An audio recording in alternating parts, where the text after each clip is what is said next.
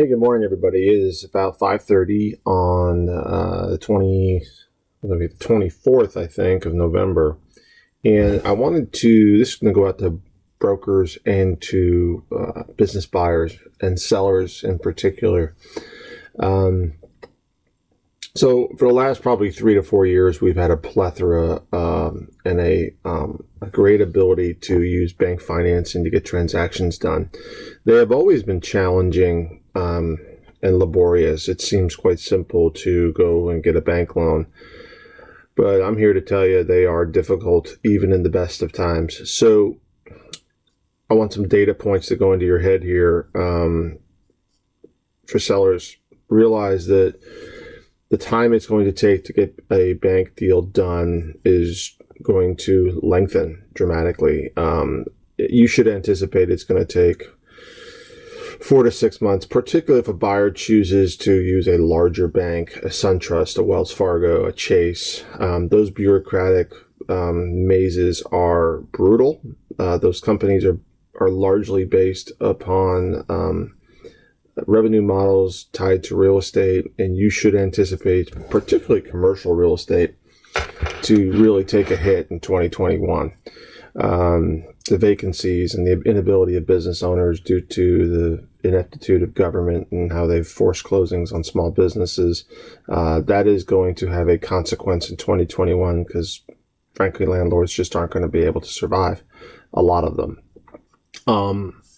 Secondly, PPP, EIDL, the banks simply do not know how to deal with these write-offs. Towards the end of the year, they don't want to take these write-offs. There's been no guidance from the government with regard to these loans that were issued. They do not know how to forgive them. So you're watching massive delaying tactics on the part of the banks in terms of how they address these issues. Some banks are saying we're not touching them. Some banks are saying, oh, it's just, they're making up excuses of, oh, it's backed up. When the reality is they're waiting for the government to write them a check so they don't have to take the hit on their balance sheet because no one has told them how to deal with the loans because we've been tied up in a political mess for the last 90 days. And finally, I think banks are also aware of what's happening with the commercial real estate market and also aware of a new administration and also aware of the massive amounts of unemployment. And subsequently, they're hoarding cash on their balance sheets to strengthen their position to survive what's an uncertain 2021.